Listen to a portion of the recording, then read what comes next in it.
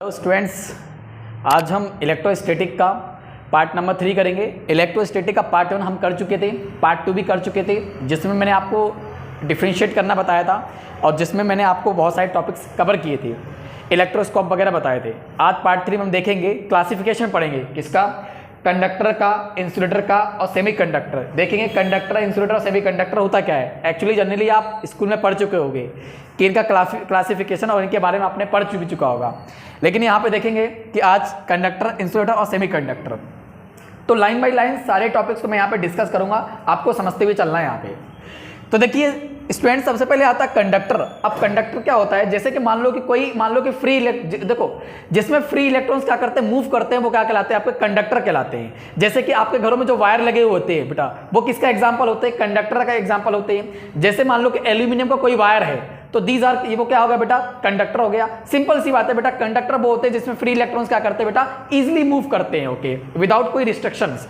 अब देखिए यहाँ पे क्या लिखा है, conductor which allow free electrons to move, इसको क्या बोलते हैं बेटा, कंडक्टर। मैंने एग्जांपल भी दिया, देखो जैसे कि जितने भी प्रकार के, जितने भी टाइप्स के मेटल्स होते हैं, वो किसका एग्जांपल होते हैं, आपके कंडक्टर का। तो मेटल्स, इलेक्ट्रोलाइट्स, ह्यूमन बॉडी, आपका ह्यूमन बॉडी, आपका जो ब्लड होता है, ब्लड, उसका ब्लड किसका एग्जांपल है बेटा, कंडक्टर का। क्यों? क्योंकि जब आप मान लो कि किसी सर्किट को अगर आप छूते हो तो आपको एक करंट लगता है। रीजन क्या है, आपका जो ब्लड है वो किसका एग्जांपल है बेटा, कंडक्टर का एग्जांपल है। थर्ड आता है आपका, देखो यहाँ पे इम्प्योर वाटर, एक होता है प्योर वाटर, एक होता है इम्प्योर वाटर। अगर मैं आपसे पूछूं बेटा स्टूडेंट्स कि आप कौन सा वाटर पीते हो, यानी प्योर वाटर या इम्प्योर वाटर, तो प्लीज आप मुझे कमेंट बॉक्स में बताइएगा कि आप जो पानी यूज करते हो, यानी जो पीते हो, वो प्योर वाटर होता है या इम्प्योर वाटर होता है। तो जनरली मैं यहाँ पे बता रहा हूँ बेटा, जो आपका जो इम्प्योर वाटर है वो तो किसका एग्जाम्पल होता है, कंडक्टर का। और आपका जो कॉपर होता है, ये किसका एग्जांपल होता है, कंडक्टर का। गोल्ड किसका एग्जांपल होता है, कंडक्टर का। ये सिल्वर, ग्रेफाइट, एल्यूमिनियम, यानी ये जितने प्रकार के आपके मेटल्स होते हैं, मटेरियल होते हैं, ये किसका एग्जांपल होते हैं, कंडक्टर का एग्जांपल होते हैं। लेकिन आपको देखने वाली बात ये है बेटा, ये जितने भी मटेरियल का मैंने नाम लिए, सभी की कंडक्टिविटी क्या होती है बेटा, अलग अलग होती है। जैसे मेटल्स की कंडक्टिविटी अलग होगी, कॉपर की कंडक्टिविटी अलग होगी, गोल्ड की कंडक्टिविटी अच्छी होगी। मतलब कुछ मटेरियल के अंदर फ्री इलेक्ट्रॉन्स की स्पीड क्या होगी, ज्यादा, कुछ इलेक्ट्रॉन्स के अंदर फ्री इलेक्ट्रॉन्स की स्पीड क्या होगी, कम।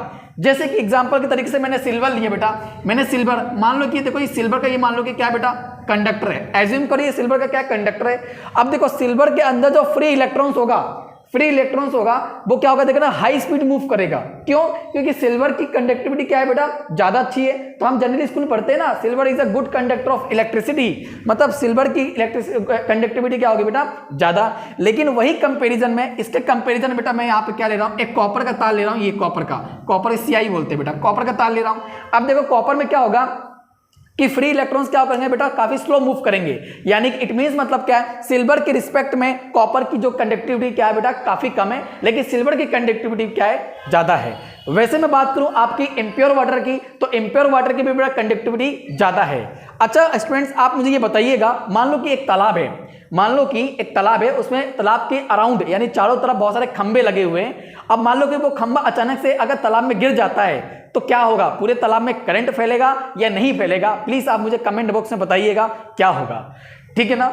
तो देखिए बेटा, कंडक्टर्स के बारे में मैंने आपको बता दिया यहाँ पे कि कंडक्टर्स क्या होते हैं। आपके जो मान लो कि हाई टेंशन जो वायर होता है, यहाँ पे जो लगे होते हैं, ये भी क्या होते हैं बेटा, कंडक्टर का एग्जांपल होते हैं। अब जो तो हाई टेंशन जो आपके खंबे होते हैं, उसमें जो वायर लगे होते हैं, देखना वहां पे तार की क्या होती है, वहां पे तार की क्रॉस सेक्शन एरिया क्या होगा बेटा, ज्यादा होगा। तो आप मुझे बताएंगे खंबे पर जो तार यूज किया जाता है वो किस मटेरियल का बना होता है। सेकेंड, आप मुझे बताएंगे कि वहां पे क्रॉस सेक्शन एरिया क्या ज्यादा क्यों होता है, मतलब उसकी मोटाई ज्यादा क्यों होती है, आप मुझे बताएंगे।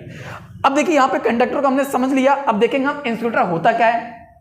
तो सिंपल सी बात है बेटा, जब भी आप मान लो कि प्रेस करते हैं या आप लोग घरों में अगर आप मान लो कोई स्विच को टच करते हैं या छूते हैं सर्किट को, आपकी मम्मी क्या बोलती है बेटा, चप्पल पहन के उसको स्विच को छूना। तो चप्पल इज अ गुड चप्पल किसका एग्जांपल है बेटा, इंसुलेटर का एक एग्जांपल है। मतलब चप्पल किसका काम कर रहा है बेटा, एक इंसुलेटर का काम करता है। अब बोलोगे सर इंसुलेटर होता क्या है, तो बेटा सिंपल सी बात है, which do not allow charges to move through it, मतलब जिसके अंदर चार्जेस, जिसके अंदर फ्री इलेक्ट्रॉन्स क्या होते हैं बेटा, मूव नहीं होते, उसको हम क्या बोलते हैं, इंसुलेटर बोलते हैं। जैसे कि पीवीसी जो पन्नी आती है बेटा, वो किसका एग्जांपल हो गया, आपका इंसुलेटर। क्यों? क्योंकि उसमें जो फ्री इलेक्ट्रॉन्स होते हैं वो क्या करते हैं, मूव नहीं करते। आपकी चप्पल वो किसका एग्जांपल है बेटा, वो भी इंसुलेटर का एग्जांपल है। लकड़ी किसका है, आपकी देखो यहाँ पे, सॉरी यहाँ पे प्लास्टिक किसका एग्जाम्पल है बेटा, इंसुलेटर का एग्जाम्पल है। गैसेस जो होती हैं आपने देखा होगा, गैसेस भी किसका एग्जाम्पल है बेटा, इंसुलेटर का एग्जाम्पल है। प्योर जो वाटर रहता है, मैंने आपको बताया 2 टाइप्स के आपके वाटर होते हैं, एक होता है इम्प्योर, एक होता है प्योर। जो प्योर वाटर होता है वो किस कैटेगरी में आता है, इंसुलेटर की कैटेगरी में आता है। जो आपका जो ग्लास होता है जनरली जो आप यूज करते हो घरों में, वो किसका एग्जाम्पल है, इंसुलेटर के एग्जाम्पल है। मतलब ये जो आप मटेरियल देख रहे हो इसके अंदर मतलब इलेक्ट्रॉन्स का क्या होगा, मूव नहीं होगा, तो इसको क्या बोलेंगे बेटा, इंसुलेटर। तो जिसके अंदर फ्री इलेक्ट्रॉन्स मूव होता है उसको हम क्या बोलेंगे, कंडक्टर। जिसके अंदर फ्री इलेक्ट्रॉन्स बेटा मूव नहीं होगा उसको क्या बोलेंगे, इंसुलेटर बोलेंगे। ओके, तो आइए देखते हैं हम इस पे। हमने देख लिया इंसुलेटर क्या होता है, हमने देख लिया कंडक्टर क्या होता है। और एक चीज आपको मैं बता दूं यहाँ पे कि ये जितने मटेरियल आप देख रहे हैं कि यानी कि plastic, gases, pure water, glass, ये जितने भी आपके इंसुलेटर होते हैं सभी की डाइलेक्ट्रिक कांस्टेंट क्या होती है बेटा, अलग अलग होती है ना। डाइलेक्ट्रिक स्ट्रेंथ क्या होती है, अलग अलग होती है। किसी की डाइलेक्ट्रिक स्ट्रेंथ क्या होती है, ज्यादा होती है। किसी की डाइलेक्ट्रिक स्ट्रेंथ क्या होती है बेटा, कम होती है। डाइलेक्ट्रिक स्ट्रेंथ मतलब क्या होता है, ऑब्जर्व करने की यानी होल्ड करने की क्या होती है, कैपेसिटी क्या होती है, अलग अलग होती है। अब एक चीज बताइए स्टूडेंट्स, जैसे कि मैं आपसे क्वेश्चन पूछ रहा हूं, क्या इंसुलेटर के बगैर करंट क्या फ्लो हो सकता है, मतलब ए स्थान से बी स्थान जा सकता है क्या? आप मुझे बताइए जरा, आप सोचिए, क्या कोई करंट मान लो कोई क्या करंट ए स्थान से बी स्थान क्या जा सकता है क्या? मान लो कि एक सिटी ए और एक दूसरी सिटी बी, अगर मुझे करंट का क्या करना है, ट्रांसफर करना है, तो क्या बिना इंसुलेटर के मैं कर सकता हूं क्या? तो स्टूडेंट्स, बिना इंसुलेटर के आप करंट ट्रांसफर नहीं कर सकते हो। जैसे कि मैं आपको एग्जांपल ले रहा हूं, मान लो कि आपके बोतल में पानी है। अब स्टूडेंट्स, जैसे आप उस पानी को क्या करोगे, यानी जमीन पे डालोगे तो जमीन उसको क्या करेगा, उसको सौख लेगा, मैंने ऑब्जर्व कर लेगा। तो बता वो पानी ए जगह से, मतलब ए शहर से ए सिटी से क्या बी सिटी जा पाएगा क्या? मतलब ए स्थान से बी स्थान क्या जा सकेगा क्या? नहीं। मतलब जैसे आप पानी डालोगे तो वो जमीन क्या करेगी, उस पानी को क्या करेगी बेटा, एब्जॉर्ब कर लेगी। मतलब वो पानी ए से बी तक नहीं पहुंच पाएगा। लेकिन जैसे ही आप क्या करोगे बेटा, जैसे ही मान लो कि एक पाइप लेके आओगे, उस पाइप के अंदर आपने पानी डाला, देखना वो पाइप क्या करेगा, वो पाइप आपको ए से बी क्या करेगा, पहुंचा देगा। यानी वो पाइप क्या करेगा, ए से बी क्या करेगा, पहुंचा देगा। तो देखो पानी किसका एग्जांपल है, मैंने यहां पानी का बोल दिया बेटा, करंट बोल दिया। क्या बोल दिया, करंट। और यहां प्लास्टिक को मैंने क्या बोल दिया, ये आपको जो पाइप है, ये पाइप है, इसको मैंने क्या बोल दिया बेटा, इंसुलेटर मैंने बोल दिया। तो अभी देखो ये इंसुलेटर क्या कर रहा है, पानी को क्या कर रहा है, ए से बी तक क्या कर रहा है, इजिली पहुंचा रहा है। ओके, तो यहां पे देखो, यहां पे क्या कर रहा है, इंसुलेटर क्या कर रहा है आपका, देखो इंसुलेटर क्या कर रहा है, करंट को क्या कर रहा है, ए से बी तक क्या कर रहा है, देखो मूव करवा रहा है। तो बिना इंसुलेटर के कोई भी करंट ए से बी की तरफ मूव नहीं हो सकता। अब मैंने आपको एग्जांपल बता दिया है, मान लो कि पानी है, पानी को जैसे आप जमीन पर डालते हो देखना पानी क्या करेगा, एब्जॉर्ब कर लेगा। लेकिन वही जगह आप मान लो कि अगर उसके किसी पाइप के अंदर डालते हैं पानी को, तो पाइप के वो पानी क्या होगा, ए से बी तक क्या करेगा, आसानी से क्या होगा बेटा, पहुंच जाएगा। तो वैसे ही स्टूडेंट्स क्या होता है कि मान लो कि करंट है। अब करंट मान लो कि देखो करंट के चलने के लिए डायरेक्शन चाहिए। अब डायरेक्शन कौन देता है बेटा, इंसुलेटर देता है। ओके, तो अगर मान लो कि कंडक्टर वायर है, अगर आपके उसके ऊपर मान लो कि अगर आप इंसुलेटिंग नहीं करोगे, मतलब उसके ऊपर इंसुलेटिंग नहीं होगा, तो वो बेटा करंट क्या होगा, एक स्थान से दूसरे स्थान कभी भी नहीं पहुंच पाएगा। यानी कि मान लो कि जैसे कि यहाँ पे एग्जाम्पल ले रहा हूं, मैं इसको मिटा रहा हूं बेटा। जैसे कि मान लो कि देखो एक ये वायर है बेटा, ये वायर।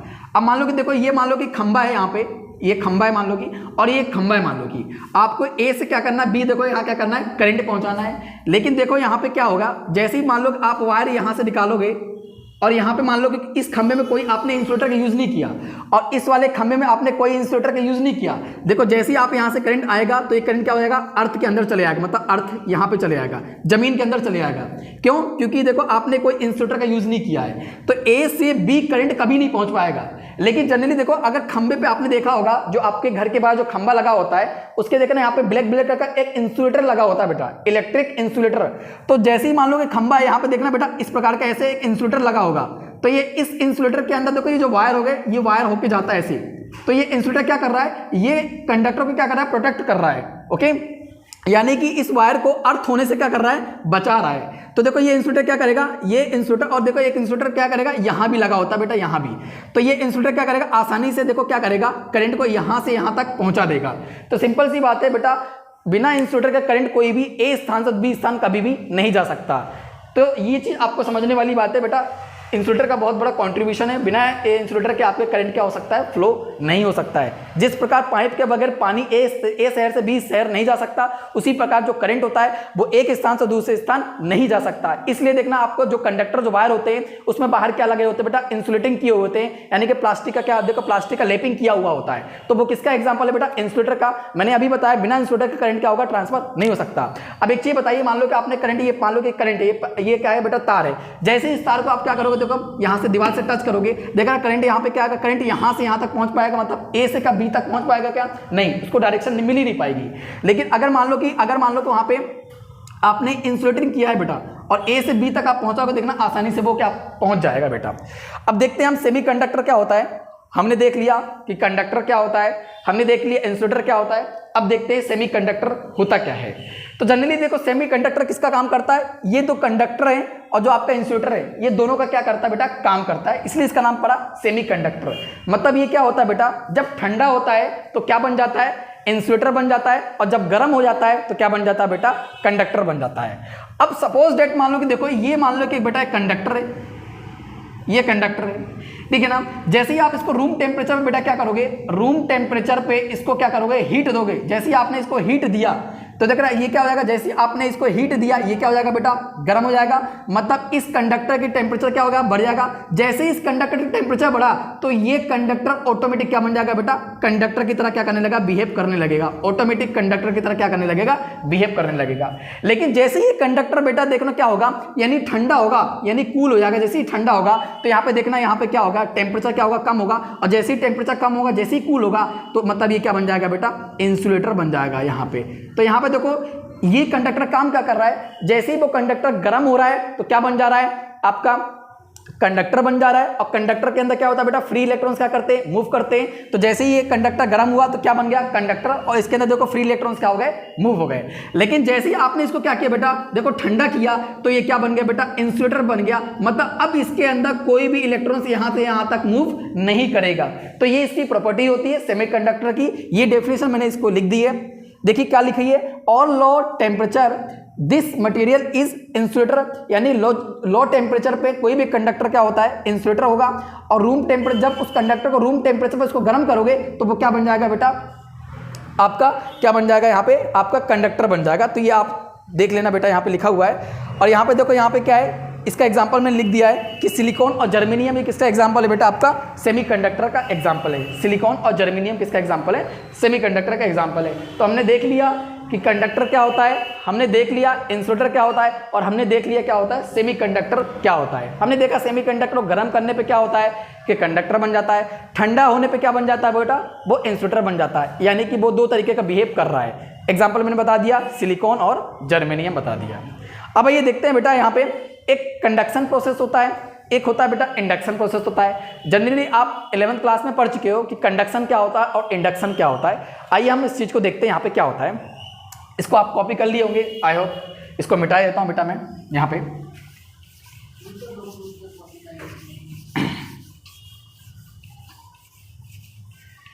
तो यहाँ पे क्या लिखेंगे बेटा, चार्जिंग बाय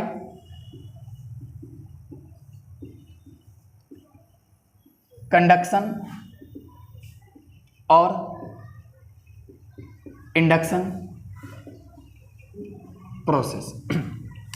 जैसे कि देखो बेटा, मान लो कि ये क्या है बेटा, बॉडी आपकी, मान लो कि ये न्यूट्रल कंडीशन में है। ये बॉडी कैसी न्यूट्रल, मतलब इसके अंदर क्या है, पॉजिटिव चार्ज और नेगेटिव चार्ज है। जितने पॉजिटिव चार्ज होते क्या है बेटा, नेगेटिव चार्ज है। अब मान लो कि देखो ये क्या है, ये न्यूट्रल कंडीशन में, न्यूट्रल कंडीशन, ठीक है ना बेटा। अब जैसे ही आपने देखो क्या हुआ, इसको आपको क्या करना है, अभी चार्ज करना है। इसको आपको क्या करना है बेटा, चार्ज करना है। आप क्या करोगे बेटा, आप ग्लास का एक क्या लेके आओगे, प्लास्टिक लेके आओगे। क्या लेके आओगे, प्लास्टिक। तो मान लो कि मैं प्लास्टिक लेके आया। अब आपको पता है प्लास्टिक के अंदर कौन सा चार्ज होता है, नेगेटिव। जैसे ही प्लास्टिक चार्ज को लेके आए और इसको आपने जैसे ही टच किया बेटा, यहाँ पे देखो ऐसे, जैसे इस स्फेरिकल कंडक्टर को, जैसे ये क्या है बेटा, एक स्फेरिकल कंडक्टर है, जैसे इस स्फेरिकल कंडक्टर को ये प्लास्टिक रॉड के साथ क्या करोगे बेटा, टच करोगे, रॉड के साथ टच करोगे। इसके अंदर कौन सा चार्ज है, नेगेटिव चार्ज है।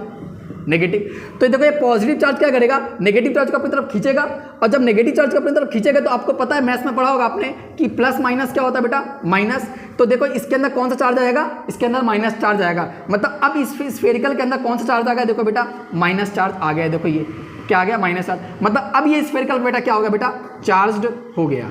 तो देखो जब हमने प्लास्टिक रोड को टच नहीं किया था तब ये कैसा था बेटा, न्यूट्रल कंडीशन में था, मतलब इसके पास क्या थे, जितने नंबर ऑफ पॉजिटिव थे उतने नंबर ऑफ क्या हो गए आपके नेगेटिव चार्ज थे। लेकिन जैसे ही इस प्लास्टिक रोड को मैंने टच किया तो पॉजिटिव चार्ज ने क्या किया, नेगेटिव चार्ज को अपनी तरफ खींचा, और प्लस और माइनस मिलकर क्या हो गए, माइनस। मतलब इस स्फेरिकल के अंदर कौन सा चार्ज आ गया बेटा, नेगेटिव चार्ज आ गए, मतलब इसके अंदर क्या आ गया, नेगेटिव चार्ज आ गया, मतलब अब ये क्या हो गया बेटा, ये चार्ज हो गया। तो यहाँ पे देखो चार्ज कैसे हो रहा है, टचिंग मेथड से, यानी कि जैसे आपने टच किया तो हो रहा है, इसीलिए इसको क्या बोलते हैं बेटा, कंडक्शन प्रोसेस। यानी यहाँ पे देखो, यहाँ पे ये स्फेरिकल कैसे चार्ज हो रहा है, कंडक्शन प्रोसेस से क्या हो रहा है, चार्ज हो रहा है। ओके, इंडक्शन प्रोसेस तो हो नहीं रहा है। तो कंडक्शन प्रोसेस में क्या होता है, जब एक बॉडी को दूसरे बॉडी से क्या बेटा क्या करते हैं, टच करते हैं, तो दूसरी बॉडी क्या होती है, ऑटोमेटिकली क्या हो जाती है बेटा, चार्ज हो जाती है। ठीक है ना। तो कंडक्शन प्रोसेस में हम क्या करते हैं, बॉडी को टच करते हैं। लेकिन इंडक्शन प्रोसेस में क्या होते हैं बेटा, बॉडी को टच नहीं करते, है ना। जैसे कि मान लो कि अगर मैं मान लो कि ये दो बॉडी की बात करूं, ये दो बॉडी की, अगर मैं इनको टच करूंगा देखो बेटा, तो क्या होगा, ये कंडक्शन प्रोसेस। अगर मैं मान लो कि टच नहीं करूंगा और उसमें ऑटोमेटिक वो क्या हो रहा है, चार्ज हो रहा है दूसरी वाली बॉडी, तो इसको क्या बोलूंगा बेटा, इंडक्शन प्रोसेस बोलूंगा। ओके, तो आइए देखते हैं इंडक्शन प्रोसेस, समझते बड़े आराम से क्या होता है इंडक्शन प्रोसेस। आई होप आपको समझ में आ गया कंडक्शन। अब देखते हैं इंडक्शन प्रोसेस क्या होता है। इसको मिटा देता हूं बेटा मैं, देखते हैं इंडक्शन प्रोसेस।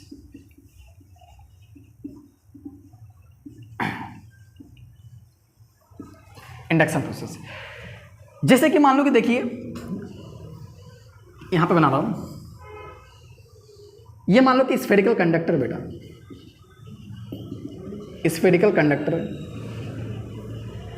अब इसके अंदर क्या है बेटा, जितने पॉजिटिव चार्ज हैं उतने क्या बेटा, नेगेटिव चार्ज हैं। मतलब ये क्या है, अभी न्यूट्रल कंडीशन में है, मतलब इसके अंदर चार्ज नहीं है, न्यूट्रल कंडीशन में भी है, न्यूट्रल कंडीशन में। मुझे इस बॉल को क्या बनाना है बेटा, मुझे इस बॉल को बनाना है पॉजिटिव चार्ज बनाना है। जैसे कि मान लो कि मुझे इस बॉल को क्या बनाना है, पॉजिटिव चार्ज बनाना है। तो मैं क्या करूँगा, देखो ये फर्स्ट स्टेज था, मुझे इस बॉल को क्या बनाना है बेटा, पॉजिटिव चार्ज बनाना है। तो मैं उसके, जब मुझे पॉजिटिव चार्ज बनाना है तो मैं क्या करूँगा बेटा, यहाँ पे मैं क्या लेके आऊँगा, मुझे आप लोग बताइए। जब मुझे पॉजिटिव चार्ज बनाना है तो यहाँ पे मैं क्या करूँगा, नेगेटिव रोड को लेके आऊँगा, मतलब एक क्या करूँगा, प्लास्टिक रोड के लेके आऊँगा ऐसे। तो मान लो कि देखो जैसे ही मैं क्या करूँगा, जैसे ही देखो एक बार बताओ बेटा, जैसे ही मैं देखो प्लास्टिक रोड को लेके आऊँगा और जैसे ही प्लास्टिक रोड को इसके पास लेके जाऊँगा, अब आपको पता है एक चीज़ बताइए, तो माइनस प्लस क्या करते बेटा, अट्रैक्ट करते हैं, क्या करते हैं, अट्रैक्ट करते हैं। तो एक चीज बताइए, जैसे ही मैं मान लो कि यहाँ पे क्या करूंगा, नेगेटिव चार्ज लेके आऊंगा, यानी नेगेटिव रोड लेके आऊंगा, जैसे ही नेगेटिव रोड लेके आऊंगा, इसके अंदर कौन सा चार्ज होगा बेटा, माइनस। तो ये माइनस और प्लस क्या करेंगे बेटा, अट्रैक्ट करते हैं। तो जैसे ही मान लो कि यहाँ पे देखो मैं क्या करूंगा, नेगेटिव रोड लेके आऊंगा, मान लो कि प्लास्टिक लेके आऊंगा, और प्लास्टिक के अंदर कौन सा चार्ज होते हैं, माइनस होते हैं। तो देखो यहाँ पे क्या होगा, यहाँ पे प्लस एक तरफ आ जाएगा, यानी यहाँ पे प्लस एक तरफ आ जाएगा बेटा ऐसे, और नेगेटिव चार्ज क्या हो जाएगा बेटा, यहाँ पे एक तरफ आ जाएगा ऐसे। यानी देखो नेगेटिव चार्ज, ये देखो नेगेटिव चार्ज है, तो जैसे ही मैं इस नेगेटिव चार्ज को इस बॉल की तरफ लेके जाऊंगा, तो देखो यहाँ पे क्या होगा, इसके अंदर जो नेगेटिव चार्ज होगा वो दूर चले जाएगा। क्यों, माइनस माइनस क्या होते हैं बेटा, माइनस माइनस क्या करते हैं बेटा, रिपेल करते हैं, मतलब क्या करते हैं, दूर जाते हैं। तो इस बॉल के अंदर नेगेटिव चार्ज एक तरफ चले गए और पॉजिटिव चार्ज क्या होंगे बेटा, एक तरफ आएंगे। क्यों, माइनस प्लस क्या करते हैं, अट्रैक्ट करते हैं। और मुझे इस बॉल को कैसा बनाना है, मुझे इस स्फेरिकल कंडक्टर को बनाना है बेटा, ओनली पॉजिटिव चार्ज बनाना है। अब मैं क्या करूंगा, इसको क्या कर दूंगा, अर्थ कर दूंगा, यानी कि जैसे मैं इसको अर्थ कर दूंगा, यानी ऐसे देखो बेटा, एक तार लेके आऊंगा, उस तार को यहां से ज्वाइंट करूंगा और उस तार को क्या कर दूंगा, अर्थ कर दूंगा ऐसे। जब मैं अर्थ कर दूंगा क्या करेगा, देखो ये नेगेटिव चार्ज क्या करेगा, इस वायर से होते हुए नीचे चले जाएगा, मतलब अर्थ में चले जाएगा। जब ये वायर, मान लो कि वायर से होते नेगेटिव चार्ज चले जाएगा, तो बताओ इस बॉल के अंदर कौन सा चार्ज बचेगा, ओनली पॉजिटिव चार्ज बचेगा आपके अंदर। मतलब यहाँ से क्या होगा, नेगेटिव चार्ज बेटा क्या हो जाएंगे आपके, चले जाएंगे। जब नेगेटिव चार्ज यहाँ से चले जाएंगे तो मतलब यहाँ पे कौन बचेगा, ओनली पॉजिटिव चार्ज बचेगा। और फिर हम इसको क्या करेंगे बेटा, हटा लेंगे। तो यहाँ पे देखो क्या हो रहा है, आपका जो स्फेरिकल जो कंडक्टर हो रहा है, इसके अंदर कौन सा चार्ज आ गया, इसके अंदर बेटा हो गया पॉजिटिव चार्ज आ गया, पॉजिटिव चार्ज आ गया। ओके, तो इसको बोलते हैं बेटा इंडक्शन प्रोसेस। देखो यहाँ पे क्या है, ये बॉडी कैसी थी, न्यूट्रल। जैसे ही आप मान लो कि प्लास्टिक रोड को लेके आए, प्लास्टिक रोड के अंदर कौन सा चार्ज है बेटा, नेगेटिव। जैसे ही नेगेटिव आया तो देखो यहाँ पे क्या हुआ कि जैसे नेगेटिव चार्ज को लेके आए तो प्लस एक तरफ हो गया, माइनस एक तरफ हो गया। क्यों? क्योंकि आपने पढ़ा होगा चार्जेस में, प्लस प्लस क्या करते हैं बेटा, प्लस प्लस होते हैं बेटा रिपेल, माइनस माइनस क्या होता है रिपेल, और प्लस माइनस क्या होता है अट्रैक्ट। जैसे ही नेगेटिव चार्ज को ले गए तो यहाँ प्लस एक साइड आ गया और माइनस क्या हो गया बेटा, दूर चला गया। फिर हमने एक तार लेके आया, इस तार को यहाँ पे लगाया, जमीन से टच किया तो नेगेटिव चार्ज जो यहाँ पे थे वो कहाँ गए, तार से नीचे चले गए, मतलब जमीन के अंदर चले गए। ओके, तो ये क्या हो गया बेटा आपका, देखो इस बॉल के अंदर क्या मिल गया, एक पॉजिटिव चार्ज मिल गया। तो ये स्फेरिकल कैसा हो गया आपका, ये स्फेरिकल पॉजिटिव चार्ज हो गया। अब सपोज डेट मुझे मान लो कि क्या करना है, ये स्फेरिकल कंडक्टर को क्या बनाना है बेटा, नेगेटिव चार्ज बनाना है। तो कुछ नहीं, आप रोड को चेंज कर दो। ये हमने क्या लिया था बेटा, प्लास्टिक रोड के लिया था, आप इस बार क्या ले लो, ग्लास रोड ले लो इस बार। तो इस बार देखो हम दूसरा एक्सपेरिमेंट करते हैं। यहाँ पे हमने एक्सपेरिमेंट 1 किया था और एक्सपेरिमेंट 1 में क्या किया था, हमने पॉजिटिव स्फेरिकल कंडक्टर बनाया। अब क्या बनाएंगे, नेगेटिव स्फेरिकल कंडक्टर बनाएंगे। तो अब देखेंगे बेटा यहाँ पे क्या करेंगे हम लोग, यहाँ पे आप क्या करेंगे, जैसे मान लो कि स्फेरिकल कंडक्टर है, मुझे अब क्या बनाना है, नेगेटिव बनाना है। तो मैं क्या करूंगा, देखो यहाँ पे क्या करूंगा बेटा, यहाँ पे मैं अब क्या करूंगा, ग्लास लेके आऊंगा। मान लो कि ये ग्लास है, ग्लास रोड है, ये समझो ग्लास रोड है। अब ग्लास रोड के अंदर कौन सा चार्ज है बेटा, पॉजिटिव। जैसे ही मैं इसको लेके आऊंगा, इसके पास टच नहीं करूंगा बेटा, दूर से जैसे मैं इसको क्या करूंगा, पास लेके आऊंगा, तो एक बार बताओ ग्लास के अंदर अभी कौन सा चार्ज है, आप मुझे बताइए। ये ग्लास के अंदर पॉजिटिव चार्ज है, प्लस चार्ज है। जैसे ये प्लस चार्ज आएगा तो देखो ना यहाँ पे क्या होगा, इस स्फेरिकल के अंदर जितने प्लस होंगे उतने क्या होंगे बेटा, माइनस होंगे। तो ये देखो यहाँ पे क्या करेगा, प्लस चार्ज नेगेटिव चार्ज को क्या करेगा, खींचेगा अपनी तरफ, ऐसे अट्रैक्ट करेगा। तो नेगेटिव चार्ज देखो यहाँ पे थे, यहाँ पे थे, यहाँ पे थे, आप कहाँ गए बेटा, एक तरफ आ गए। और जो पॉजिटिव चार्ज होंगे बेटा वो कहाँ चले जाएंगे, दूसरी तरफ चले जाएंगे, मतलब यहाँ पे चले जाएंगे, यहाँ पे चले गए। अब देखो यहाँ पे क्या होगा, मैं एक तार लेके आऊंगा बेटा, क्या कर लाऊंगा, एक तार ऐसे लेके आया और यहाँ पे इसको टच किया और इसको अर्थ कर दिया। देखो ऐसे अर्थ कर दिया, जैसे अर्थ कर दिया। अब देखो पॉजिटिव चार्ज इस तार से नीचे नहीं आएगा। क्यों? पॉजिटिव चार्ज कभी भी क्या होता है, देखो मूव नहीं करता। लेकिन देखो पॉजिटिव चार्ज क्या करेगा, अर्थ से क्या करेगा, नेगेटिव चार्ज को क्या करेगा, खींचेगा। जब अर्थ से नेगेटिव चार्ज को बेटा ऐसे खींचेगा तो यहाँ पे माइनस चार्ज आएंगे और प्लस और माइनस मिलकर क्या हो जाएंगे बेटा, प्लस और माइनस मिलकर क्या हो जाएंगे, जीरो हो जाएंगे। मतलब यहाँ से क्या हो जाएगा, यहाँ से प्लस चार्ज गायब हो जाएंगे। तो मतलब इस स्फेरिकल कंडक्टर के अंदर कौन सा चार्ज मिल गया आपको, नेगेटिव चार्ज मिल गया। और जब नेगेटिव चार्ज मिल जाएगा तो इसको आप हटा लोगे और इसको भी क्या करोगे बेटा, हटा लोगे। तो ये फर्स्ट कंडीशन, ये सेकंड कंडीशन और ये थर्ड कंडीशन, आपकी 3 कंडीशन थी। तो तीनों कंडीशन में देखो यहाँ पे क्या नेगेटिव चार्ज मिल गया। ओके, मतलब ये यहाँ पे क्या थे, प्लस चार्ज थे, तो प्लस चार्ज ने क्या किया, नेगेटिव चार्ज को अपनी तरफ खींचा, तो माइनस प्लस क्या मिल गए, तो माइनस प्लस मिलके क्या हो जाएंगे बेटा, आपके जीरो हो गए। मतलब यहाँ से पॉजिटिव चार्ज हट जाएंगे। जब पॉजिटिव चार्ज हट जाएंगे तो इस स्फेरिकल के अंदर कौन सा चार्ज होगा, ओनली नेगेटिव चार्ज होगा, पॉजिटिव चार्ज नहीं होगा। तो इसी को स्टूडेंट्स बोलते हैं इंडक्शन प्रोसेस। तो हमने देख लिया कंडक्शन प्रोसेस, हमने देख लिया इंडक्शन प्रोसेस। इंडक्शन प्रोसेस में क्या होता है, कोई बॉडी को टच नहीं करते हैं, विदाउट टच, यानी कोई बॉडी को चार्ज करना है, आप विदाउट टचिंग से आप क्या कर सकते हो, उस बॉडी को चार्ज कर सकते हो। लेकिन कंडक्शन प्रोसेस में क्या होता है, उस बॉडी को आपको टच करना होता है। जब तक आप उस बॉडी को टच नहीं करते हो तो बॉडी चार्ज नहीं होती है। तो टचिंग जो प्रोसेस होता है वो कंडक्शन कहलाता है, और जो नॉन टचिंग प्रोसेस होता है वो क्या कहलाता है, आपका इंडक्शन प्रोसेस होता है। अब देखते हैं स्टूडेंट्स, क्या कभी आपने सोचा है कि जब मान लो कि एक बॉडी से दूसरे बॉडी में क्या होता है, चार्ज का ट्रांसफॉर्मेशन होता है। तो एक बार होता है इलेक्ट्रॉन्स का जब ट्रांसफॉर्मेशन होता है तो क्या होता है कि यानी कि फ्रैक्शन के फॉर्म में होता है, या डेसिमल के फॉर्म में होता है, या एक इंटीजर के फॉर्म में होता है। कभी आपने सोचा है? एक बार नहीं सोचा तो आप सोचिए कि मान लो कि मैं यहाँ पे आपको सोचने में मजबूर कर रहा हूँ। जैसे कि यहाँ पे मैं क्या कर रहा हूँ, देखिए आप, जैसे कि मान लो कि ये एक बॉडी है बेटा और ये एक सेकंड बॉडी है, 2 बॉडी है बेटा, 2 बॉडी हैं। आपने इनको ऐसे क्या किया, देखो आपने इनको टच किया। जैसे आपने इनको टच किया तो क्या हुआ बेटा, आप मुझे बताइए, नेगेटिव इलेक्ट्रॉन्स का क्या होगा, इलेक्ट्रॉन्स मूव करेगा। अब बताइए मुझे, जब इलेक्ट्रॉन जब मूव करेगा तब क्या होगा, 1/2 इलेक्ट्रॉन्स मूव करेगा, 1/3 इलेक्ट्रॉन्स मूव करेगा, या 0.5 इलेक्ट्रॉन्स मूव करेगा। यानी क्या फ्रैक्शन, क्या डेसिमल के फॉर्म में इलेक्ट्रॉन्स मूव करेगा क्या?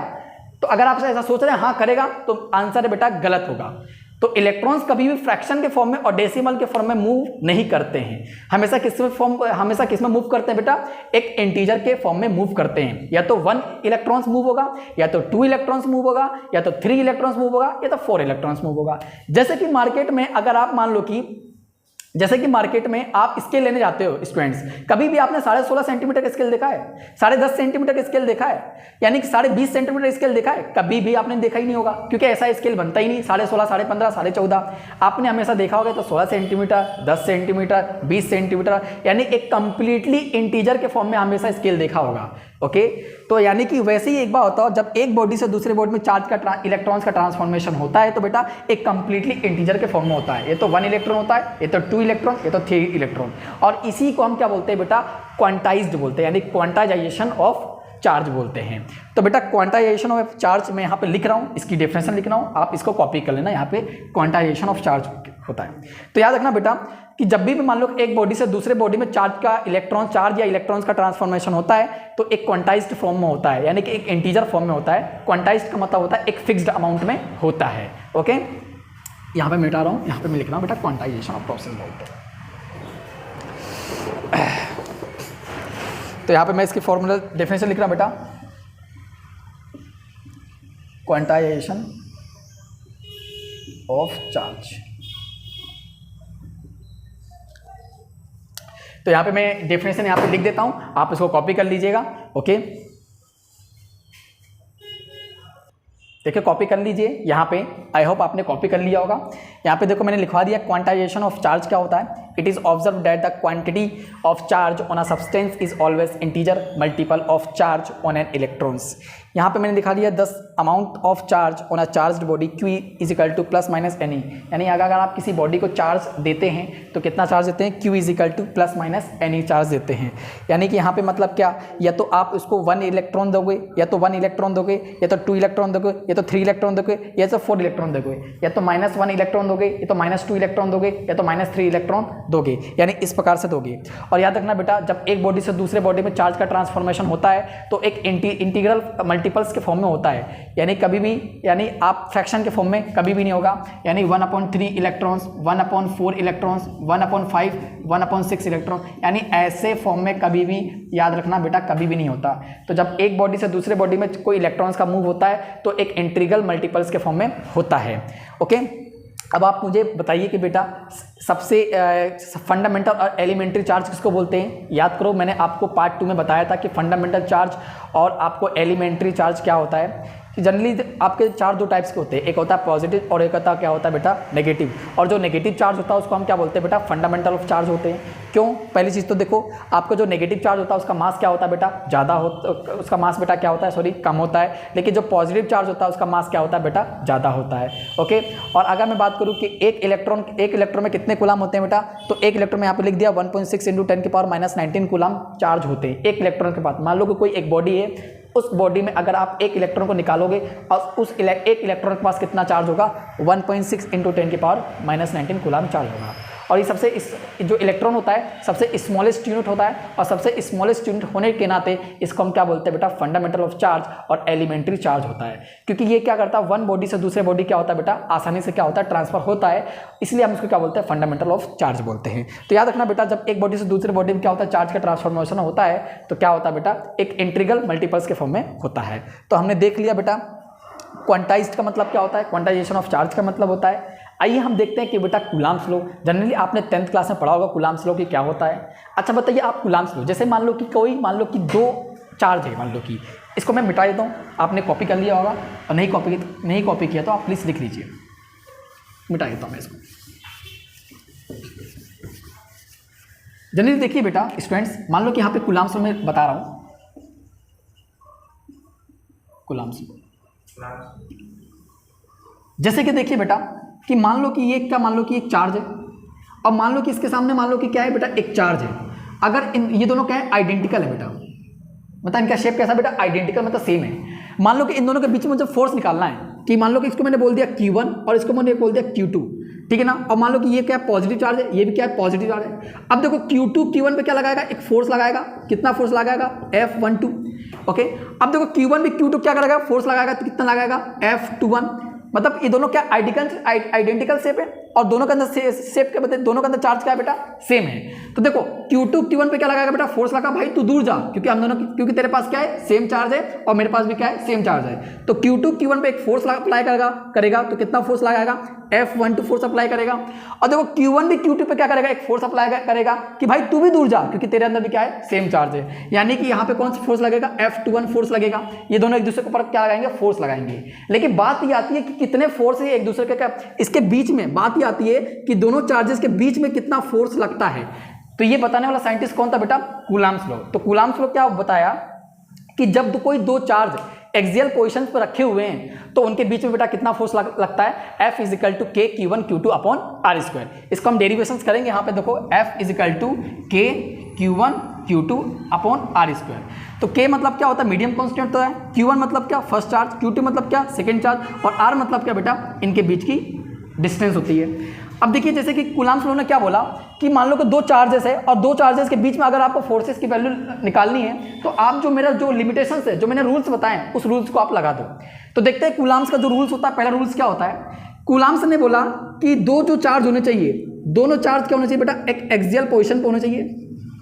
एक्सियल पोजीशन मतलब क्या होता है, दोनों, मान लो कि एक चार्ज है और इसी के सामने जस्ट एक और चार्ज होना चाहिए, मतलब दोनों एक्स एक्सिस पे होना चाहिए, ऐसे। ओके, अगर एक पर प्लस है तो एक दूसरे में क्या होना चाहिए, माइनस होना चाहिए, मतलब एक्सियल में हो।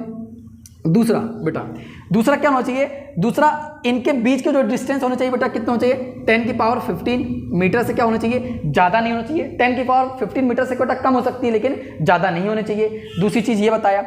ओके, तो अगर ये दोनों कंडीशन इनके ऊपर क्या कर रही है बेटा, फुलफिल कर रही हैं, तो हम क्या लगा सकते हैं, कूलम्ब्स का लॉ लगा सकते हैं। ओके, तो याद रखना डिस्टेंस कितनी होनी चाहिए, 10⁻15 मीटर से ज़्यादा नहीं होना चाहिए और दोनों कैसे होना चाहिए बेटा, एक्सियल पोजीशन में होना चाहिए। तो आइए देखते हैं ये क्या दो कंडीशन इनके ऊपर फुलफिल कर रही है क्या। तो मान लो कि बेटा ये एक चार्ज है, ये एक चार्ज है, इसको मैंने बोल दिया Q1 प्लस, और एक से सामने मैंने एक दूसरा चार्ज रखा, इसको मैंने बोल दिया Q2, ये भी कैसा है, प्लस चार्ज है, और इनके बीच के डिस्टेंस मान लो कितना बेटा, R है। अब देखो ये Q2 क्या करेगा, Q1 पे फोर्स लगाएगा, कितना लगाएगा, F12। ये Q1 भी Q2 पे क्या लगाएगा, फोर्स लगाएगा, F21 फोर्स लगाएगा। अब देखो कूलम्ब्स ने क्या बोला, कूलम्ब्स ने ये बोला जो फोर्स होता है बेटा वो किसके डायरेक्टली प्रोपोर्शनल होता है, आपके Q1 और Q2 के डायरेक्टली क्या होगा, डायरेक्टली प्रोपोर्शनल होगा। इसका मतलब समझिए बेटा, अगर मान लो कि अगर चार्ज की वैल्यू क्या होगी बेटा, ज़्यादा होगी तो फोर्स क्या लगेगा, ज़्यादा लगेगा। अगर फोर्स बेटा, अगर मान लो कि देखो यहाँ पे क्या है, चार्ज की वैल्यू कम होगी तो फोर्स क्या लगेगा, ज़्यादा। यानी चार्ज की वैल्यू अगर ज़्यादा होगी तो फोर्स क्या लगेगा बेटा, ज़्यादा, और चार्ज की वैल्यू अगर मान लो कि कम होगी तो फोर्स क्या लगेगा, ज़्यादा। जैसे कि आप एग्जाम्पल ले सकते हैं, यहाँ पे आपके पास बड़ा पत्थर है, छोटा पत्थर है, जब आप छोटे पत्थर को उठाते हो तो क्या लगता है बेटा, कम फोर्स लगाते हो, लेकिन जब आप किसी बड़े पत्थर को उठाते हो क्या बेटा, क्या लगता है, ज्यादा फोर्स लगता है। तो सोच के देखो ये चार्ज की वैल्यू बहुत ज्यादा है, तो देखो जब ये इसके ऊपर फोर्स लगाएगा और ये जब इसका फोर्स लगाएगा तो फोर्स क्या लगेगा बेटा, ज्यादा लगेगा। तो इसलिए यहां पे लिखा F डायरेक्टली प्रोपोर्शनल Q1 और Q2, यानी जी जो फोर्स होगा वो Q1 Q2 के प्रोडक्ट क्या होगा, डायरेक्टली प्रोपोर्शनल होगा, यानी Q1 और Q2 के। तो पहला स्टेटमेंट किसने दिया, कूलम्ब्स ने दिया। दूसरा स्टेटमेंट क्या दिया कि जो फोर्स होगा वो आपके जो डिस्टेंस होगी उसका क्या होगा बेटा, इन्वर्सली प्रोपोर्शनल होगा। दूसरा स्टेटमेंट कूलम्ब्स ने ये दिया। यानी कि अगर मान लो कि देखो, अगर इनके बीच की अगर डिस्टेंस मान लो कि बढ़ेगी तो फोर्स क्या होगा बेटा, कम होगा। मान लो कि अभी देखो इनके बीच के डिस्टेंस मान लो कि आपने बढ़ा दिया, मान लो कि डिस्टेंस आपने बढ़ा दिया, मतलब R आपने बढ़ा दिया, तो फोर्स क्या होगा बेटा, ऑटोमेटिक कम हो जाएगा। लेकिन अगर आपने क्या किया, देखो बेटा यहाँ पे क्या किया, रेडियस को कम किया तो फोर्स बेटा यहाँ पे क्या होगा, ज्यादा हो जाएगा। मान लो कि दो चार्जेस के बीच की डिस्टेंस इतनी है, यानी कि यहाँ पे क्या कर दिया आपने, रेडियस को कम कर दिया, तो इनके बीच में फोर्स क्या लगेगा बेटा, ज्यादा लगेगा। लेकिन अगर मान लो कि इनके रेडियस आपने क्या कर दिया बेटा, यहाँ पे ज्यादा कर दिया, बता इनकी डिस्टेंस क्या कर दिया आपने, ज्यादा कर दिया, तो फोर्स अब देखो क्या लगेगा बेटा, फोर्स क्या लगेगा, ज्यादा लगेगा। अब इन्हीं दोनों को क्या कर दिया बेटा, इन्हीं दोनों को ऐड कर दिया कूलम्ब्स ने, यानी F यहाँ पे F यहाँ, तो यहाँ पे F लिख दिया, यहाँ पे क्या आ जाएगा बेटा ये, और यहाँ पे क्या जाएगा Q1 Q2 अपन क्या जाएगा बेटा, R² आएगा। तो यहाँ पे क्या होगा बेटा, जब मैं ये साइन हटाऊंगा तो यहाँ पे क्या लग जाएगा, K कांस्टेंट लग जाएगा। K क्या होता है, मीडियम कांस्टेंट होता है, ये किसी देखो मीडियम में रखे हुए हैं, यहाँ पे कोई K की वैल्यू होगी, तो जब मैं इसका साइन हटाऊंगा तो यहाँ पे क्या लग जाएगा, K कांस्टेंट लग जाएगा। तो यहाँ पे क्या आएगा, Q1 Q2 अपॉन R²। ये क्या आ गया, ये कूलम्ब्स लॉ हो गया। तो कूलम्ब्स लॉ क्या होता है, F = K Q1 Q2 upon R²। अच्छा, इसका SI यूनिट क्या होता है बेटा, आपको पता ही होगा, न्यूटन होता है। ओके, और K क्या होता है, where is a K is medium constant होता है। ओके, तो यहाँ मैंने आपको कूलाम्स लॉ बता दिए।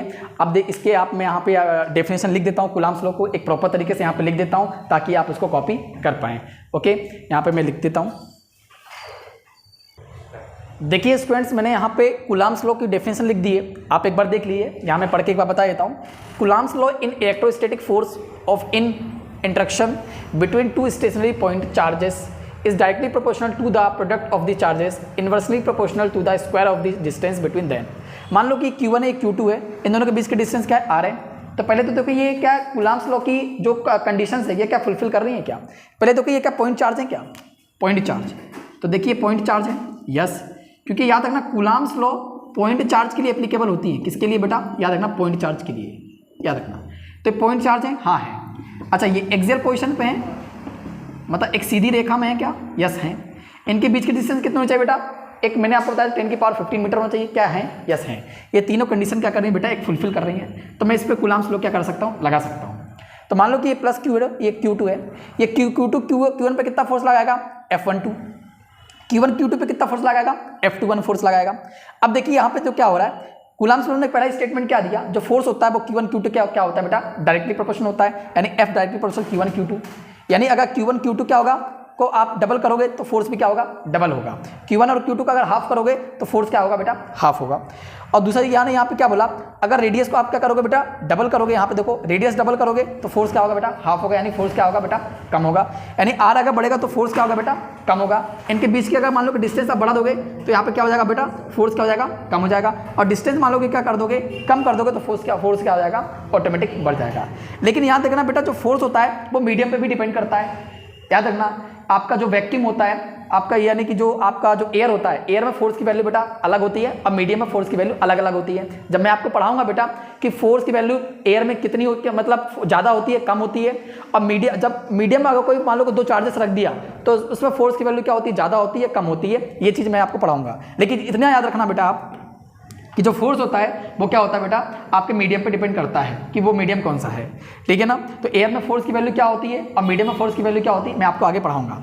ओके, तो जैसे देखो डायरेक्टली प्रोपोर्शनल, यहाँ पे मैंने क्या कर दोनों को ऐड कर दिया, Q1 Q2 अपॉन, देखो यहाँ पे क्या आ गया R²। ये सब साइन हटाऊंगा तो यहाँ पे क्या लग जाएगा, K1 Q2 अपॉन R²। देखो यहाँ पे क्या है आपका, डिपेंड्स ऑन मीडियम। मीडियम मतलब क्या, यहाँ पे क्या है बेटा, एयर है। तो जैसे ही हम यहाँ पे साइन हटाएंगे यहाँ पे तो क्या लग जाएगा, K लग जाएगा। और K किस पे डिपेंड है, मीडियम पे डिपेंड है। और K की वैल्यू क्या होती है बेटा, कांस्टेंट होती है एयर में। तो फॉर एयर और वैक्यूम और फ्री स्पेस में जो K की वैल्यू होती है कितनी होती है बेटा, 9 × 10 की पावर 9 न्यूटन मीटर स्क्वायर पर सेंटीमीटर स्क्वायर। तो ये बेटा कांस्टेंट वैल्यू होती है K की वैल्यू फ्री स्पेस में, वैक्यूम में और एयर में। ओके, तो अब देखते हैं यहाँ पे, देखो यहाँ पे एक स्टेटमेंट है, मैंने आपको लिखवाया था कि F किसके इनवर्स प्रोपोर्शनल होता है, R² के। इसका मतलब क्या है बेटा, अगर आपको मान लो कि डिस्टेंस अगर आप क्या करोगे, डबल करोगे तो फोर्ट यानी कि अगर यहाँ पे क्या करोगे, रेडियस अगर आप क्या करोगे बेटा, रेडियस डबल करोगे, यानी कि देखो रेडियस अगर आप डबल करोगे तो फोर्स क्या करेगा बेटा, फोर्स 4 टाइम्स क्या हो जाएगा, आप मुझे बताओ 4 टाइम्स क्या हो जाएगा बेटा, कम हो जाएगा, डिक्रीज हो जाएगा यहाँ पे। यानी अगर आप रेडियस को क्या करोगे बेटा, डबल करोगे, देखो स्क्वायर लगा है, अगर आप रेडियस को डबल करोगे तो फोर्स, मैंने अभी बताया जब रेडियस अगर डबल होगा तो फोर्स क्या होगा बेटा, कम। तो फोर्स कितने टाइम्स कम होगा, 4 टाइम्स क्या होगा, डिक्रीज होगा। इसका ग्राफ देखिए कैसे बनता है। मान लो कि ये यहाँ पे क्या बेटा, ये F है और ये क्या R, मतलब ये क्या डिस्टेंस है, ये मेरा क्या फोर्स है, क्योंकि ये सब फॉल हो रहा है यहाँ पे। तो इसका मतलब क्या, अगर रेडियस को अगर आप डबल करोगे तो फोर्स क्या होगा, 4 टाइम्स डिक्रीज होगा। लेकिन अगर एक चीज बताओ, अगर रेडियस को अगर हाफ करोगे तो फोर्स क्या होगा बेटा, 4 टाइम्स क्या हो जाएगा, इंक्रीज हो जाएगा। तो यहाँ पे एक दूसरा रख रहा हूँ, अगर मैं R को मान लो कि हाफ कर दिया, यानी कि इनके बीच के डिस्टेंस को कम कर दिया, तो बताओ फोर्स क्या होगा बेटा, 4 टाइम्स क्या हो जाएगा, बढ़ जाएगा। 4 टाइम्स क्या होगा, इंक्रीज होगा। क्योंकि देखिए ना, कूलाम्स ने पहला स्टेटमेंट क्या किया, जो फोर्स होता है वो Q1 Q2 की क्या होता है, डायरेक्टली प्रोपोर्शनल होता है, और जो फोर्स होता है वो डिस्टेंस का क्या होता है, इनवर्सली प्रोपोर्शनल होता है। तो यहाँ पे देखो, अगर रेडियस डबल करोगे यानी कि डिस्टेंस अगर उनके बढ़ा दो, यानी 2 चार्जेस के बीच के डिस्टेंस बढ़ा दोगे तो फोर्स क्या लगेगा बेटा, 4 टाइम्स कम लगेगा। लेकिन अगर यहाँ पे देखो क्या हो गया, अगर आप इनके बीच के डिस्टेंस मान लोगे क्या कर दोगे, कम कर दोगे, तो फोर्स क्या लगेगा बेटा, ज़्यादा लगेगा। तो ये देखो हमने कूलाम्स लॉ समझ लिया है, और कूलाम्स लॉ की SI यूनिट क्या होती है बेटा, न्यूटन होती है। ओके, तो एक चीज़ मैं आपको यहाँ पे बता देता हूँ बेटा कि यानी कि जो कूलम्ब्स लॉ होता है वो हमेशा पॉइंट चार्ज के लिए एप्लीकेबल होता है, ये चीज़ आपको याद रखना। यानी पॉइंट चार्ज के लिए, और दोनों चार्ज कैसे होने चाहिए बेटा, एक एक्सियल पोजीशन पे होने चाहिए। तो ये आपको देखने वाली बात है कूलम्ब्स लॉ। ओके, तो नेक्स्ट हम क्लास में आगे के हम पढ़ेंगे inverse law of square Coulomb's law, आगे के बारे में इलेक्ट्रिक फील्ड लाइंस क्या होती है, इलेक्ट्रिक फील्ड क्या होती है, ये सब हम टॉपिक डिस्कस करेंगे। ओके, अगर मेरी वीडियोस अगर आपको अच्छी लगी हो तो ज़्यादा से ज़्यादा आप शेयर करें और सब्सक्राइब करें। ओके, जनरली स्टूडेंट्स मैं आपको बता दूं, जब आप फिजिक्स पढ़ा करें ना तो आप एक बार रिलेट किया करें, यानी चीज़ों को, यानी आसपास की जो डेली लाइफ आपको चीज़ हो रही है उसको एक बार आप रिलेट किया करो। देखो स्टूडेंट, जब तक आप रिलेट करोगे ना, जब तक मैं क्या कोई भी चीज़ आपको टीचर आपको सिखा नहीं पाएगा।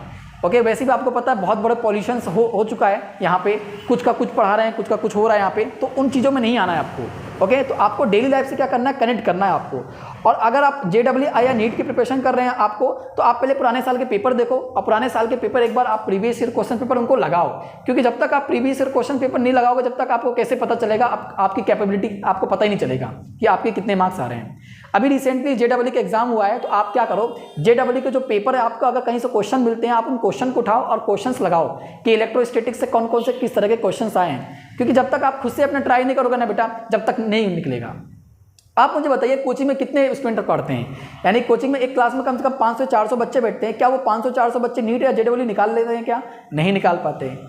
वही बच्चा निकाल पाता है जो यानी कि बहुत सारे टेस्ट लगाता है, बहुत सारे क्या करता है, अपनी खुद की स्ट्रेटेजी बनाता है, बहुत ज़्यादा खुद अपना एफर्ट करता है, और consistency is a most important of, ये कंसिस्टेंसी बहुत ज़्यादा इंपॉर्टेंट होती है। अगर आपके पास कंसिस्टेंसी है, अगर आपके पास एबिलिटी है, तो आप क्रैक कर जाओगे इस एग्जाम को। नहीं तो दुनिया में बहुत सारे स्टूडेंट हैं जो तैयारी कर रहे हैं, आए दिन दिखना कोटा में, दिल्ली में रहकर बहुत सारी तैयारी कर रहे हैं, कोई भी नहीं निकाल पाता।